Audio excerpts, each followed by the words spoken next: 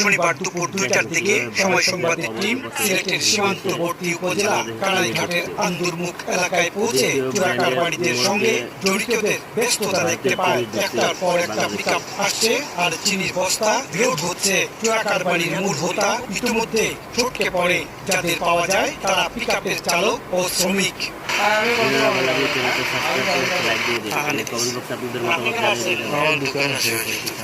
চোরাকারবারিদের ভয়ে এলাকার লোকজনও কথা বলতে চাননি। তবে দু একজন জানান 1 বছর ধরে এইভাবে ভারত থেকে চিনি আসছে।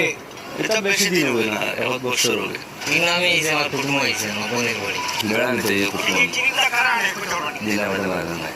ভারতের ডোনা সীমান্ত দিয়ে আসা অবৈধ এসব চিনি সুরমা নদী পথে এই উপজেলার অসংখ্য স্পট দিয়ে দেশের অভ্যন্তরে প্রবেশ করছে।